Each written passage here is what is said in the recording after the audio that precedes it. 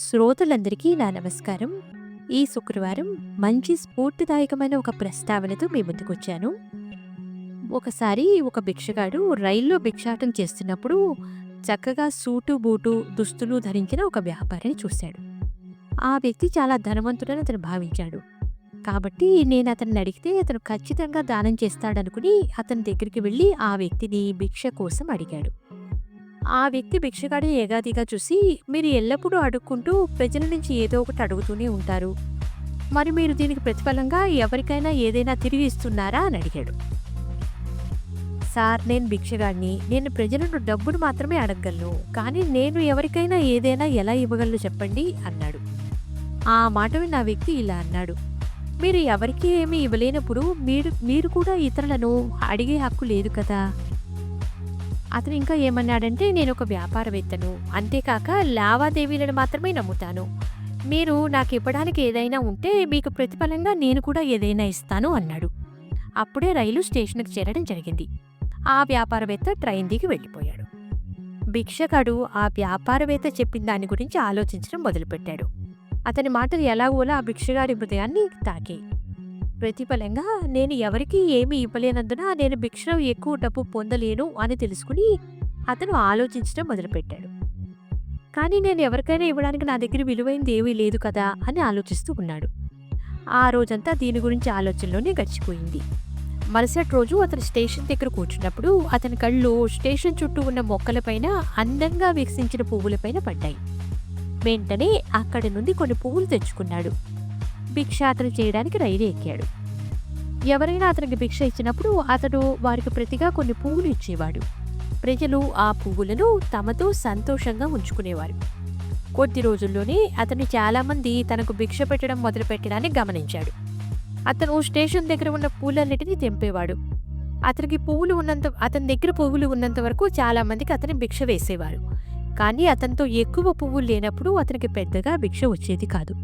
ఇలా ప్రతిరోజు కొనసాగుతూ ఉండింది.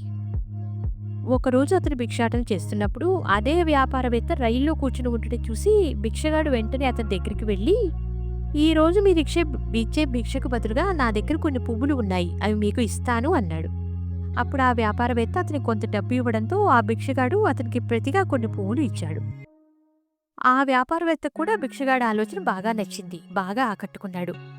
అతను, వావ్, ఈరోజు మీరు కూడా నాలాగే వ్యాపారవేత్తగా మారారు అని అభినందించి భిక్షగాడి నుంచి పువ్వులు తీసుకుని ప్రక్క స్టేషన్లో దిగిపోయాడు. మళ్ళీ మరోసారి ఆ వ్యాపారవేత్త మాటలు భిక్షగాడి హృదయంలో నాటుకున్నాయి. వ్యాపారవేత్త మాటలు భిక్షగాడిని బాగా ప్రభావితం చేశాయి.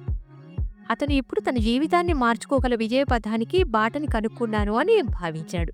వెంటనే రైలు నుంచి దిగి ఉత్సాహంగా ఆకాశం వైపు చూస్తూ చాలా పెద్దగా ఇలా అన్నాడు. నేను ఇకపైన భిక్షగాడిని కాదు, నేనిప్పుడు వ్యాపారిని. నేను కూడా పెద్ద మనిషిలా పెద్ద వ్యాపారిగా మారగలను. నేను కూడా ధనవంతుడిని కాగలను అని అనుకుంటూ వెళ్ళిపోతూ ఉన్నాడు. అక్కడున్న ప్రజలు అతను చూసి బహుశా ఈ భిక్షగాడు పిచ్చివాడై ఉంటాడని అనుకున్నారు. మరుసటి రోజు నుంచి ఆ భిక్షగాడు మళ్ళీ ఆ స్టేషన్లో కనిపించలేదు. 4 సంవత్సరాల తర్వాత సూట్లు ధరించిన ఇద్దరు వ్యక్తులు ఒకే స్టేషన్ నుండి ప్రయాణిస్తున్నారు. ఇద్దరు ఒకరినొకరు చూసుకున్నప్పుడు అందులో ఉన్న ఒక వ్యక్తి చేతులు జోడించి మరొకరికి నమస్కరించి, మీరు నన్ను గుర్తించారా అని అడిగాడు. మరొక వ్యక్తి, లేదు, బహుశా మనం మొదటిసారి కలుస్తున్నామేమో అని అనడం జరిగింది. మొదటి వ్యక్తి మళ్ళీ అన్నాడు, మనం మొదటిసారి కలుసుకోవడం కాదు, ఇది 3వ అని. రెండో వ్యక్తి, అవునా, సరే, నాకు గుర్తులేదు, మనం ఎప్పుడు కలుసుకున్నామో అని అడగడం జరిగింది. అప్పుడు ఆ మొదటి వ్యక్తి నవ్వి, మనం ఇంతకుముందు ఒకే రైల్లో 2 సార్లు కలుసుకున్నాం. నేను జీవితంలో ఏమి చేయాలో మొదటి సమావేశంలో మీరు చెప్పిన అదే భిక్షగాడిని నేను. 2వ సమావేశంలో నేను నిజంగా బిజినెస్ మ్యాన్ అని మీరు నన్ను మెచ్చుకున్నారు, అది కూడా నేనే. ఫలితంగా ఈరోజు నేను చాలా పెద్ద పూల వ్యాపారిని. అదే వ్యాపారానికి సంబంధించి నేను వేరే నగరానికి వెళ్తున్నాను. మొదటి సమావేశంలో మీరు నాకు ప్రకృతి నియమాన్ని చెప్పారు. దాని ప్రకారం మనం ఏదైనా ఇచ్చినప్పుడు మాత్రమే మనకు ఏదైనా ఈ లావాదేవీ నియమం నిజంగా పనిచేసింది. నేను దానిని బాగా అనుభూతి చెందాను. అంతకు మునుపు నేను ఎప్పుడూ నేను భిక్షగాడిగానే భావించుకునేవాడిని. నేను దానికంటే పైకి ఎదగాలని ఎప్పుడూ అనుకోలేదు. కానీ నేను మిమ్మల్ని 2వసారి కలిసినప్పుడు నేను ఒక వ్యాపారవేత్తనయ్యానని మీరు నాకు తెలియపరిచారు. మీకు నిజంగా ధన్యవాదాలు. ఆ రోజు నుండి నా దృక్పథం మారిపోయింది. ఇప్పుడు నేను వ్యాపారవేత్తగా మారాను. నేను ఇకపై భిక్షగాడిని కాదు అని ఆ వ్యాపారవేత్తతో చెప్పాడు. భిక్షగాడు తనను తాను భిక్షగాడిగా భావించినంత కాలం అతను భిక్షగాడిగానే ఉన్నాడు. తనను తాను వ్యాపారవేత్తగా భావించినప్పుడు అతను ఒక వ్యాపారవేత్తగా ఎదిగాడు. వచ్చే వారం మరో మంచి ప్రస్తావనతో మీ ముందుంటాను. అంతవరకు సెలవు. నమస్కారం. ఉంటాను.